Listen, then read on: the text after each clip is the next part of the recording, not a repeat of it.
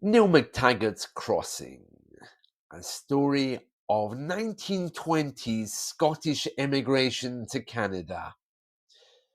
Podcast 1117, and you can find the transcript at teacherjoseph.com.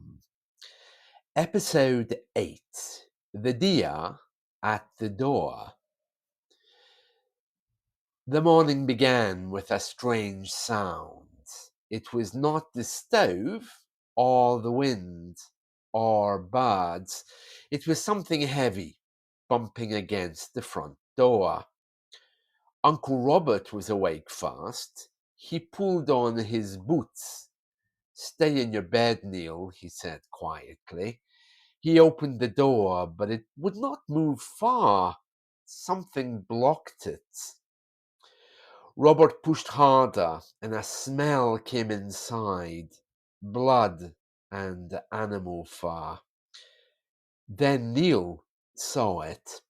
A deer. A young buck, throat cut, body swinging by new rope.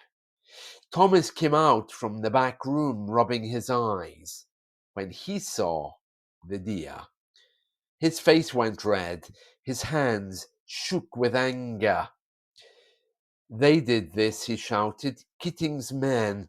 I'll kill them for it." He kicked the door frame so hard the wood shook. Robert grabbed his shoulder. "Stop it. That kind of talk will bring trouble." Thomas pulled away. "Trouble is already here. They want to scare us? Then let's scare them back." Neil stepped forward. "Wait," he said. His voice was calm, though his heart was fast. "Why would they do this? Why now?" Robert unhooked the rope and lowered the deer to the ground. On the wood of the door were 4 scratched words: "Stay away," or "else." The room went quiet. Thomas clenched his fists. "They think I've been poaching," he spat. "That's what this is about. Someone told them I've been taking deer from their land." Robert turned sharply. "Have you?" His voice was like ice. Thomas's face twisted. "No. Maybe once. Last winter, when we were starving, but not now, not this time." Robert pointed at him. "If I find out you've been stealing game again, I'll throw you out of this house myself." Thomas's temper flared. He knocked over a chair. "You think I'm a liar? You always believe the worst of me. If Maggie were here..." He stopped. The name hung in the air like smoke. Neil felt the silence burn. Maggie. The girl cousins had loved. The girl who was gone. Her name was a wound they could not close. Robert's jaw tightened. "Enough! She is not here, and fighting about her will not bring her back." Thomas's face went pale. He kicked at the chair again, then turned away, breathing hard. Neil touched the stone in his pocket, the one his mother gave him before he left Scotland. It felt cool and steady, like a voice from home. He stepped between Robert and Thomas. "Listen," Neil said, "we can fight each other all day, but that will not answer the real question. Who put the deer on the door, and why?" Thomas muttered, "Because they want me gone. They think I'm poaching. They think I'm weak. They think I'm nothing." Robert crossed his arms. "Maybe they want us to cut trees on the slope. Keating is not a man who cares about deer. He cares about money." Neil looked at both of them. "Then we must find out the truth. If Thomas is innocent, we need proof. If Keating is behind it, we need witnesses. But shouting and fighting will only help him." Thomas kicked at the wall again, but softer this time. His anger was cooling into shame. "So, what do we do?" he asked. Robert bent down to the deer. "First, we deal with this. Waste nothing, even when it comes with hate. We do not waste." They carried the body to the shed. The work gave them quiet.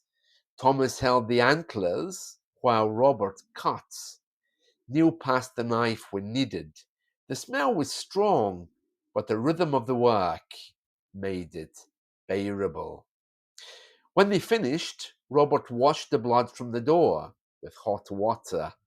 The scratched words were faint now, but the marks remained, a scar on the wood, like a scar on the family. At the table, they ate bannocks and drank hot tea.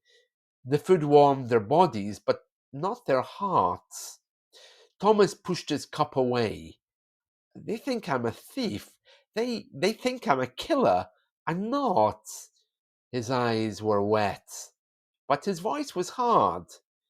"If they want me gone, they'll have to face me." Robert looked at him steadily. "If you act with anger, you'll prove them right. If you want to be seen as a man, you must stand steady, not wild." Neil spoke softly. "What if this is a test? A test of who we are? Do we answer hate with hate or with strength?" Thomas dropped his eyes. "I don't know if I can do that." "You can," Neil said. "Maggie would want you to." Thomas flinched, but he did not argue. He only nodded once, short and sharp. Robert stood. "I will go to the constable, Neil. You stay here with Thomas. If anyone comes, do not open the door, unless you know the boots." When Robert left, the house felt smaller. The fire cracked. Thomas sat with his head in his hands. Neil cut kindling, each strike of the axe, strong and steady. "Stay away or else," the knife had said. With each blow of the axe, Neil gave his own answer. "No, no, no." He suddenly realized he was now part of this family.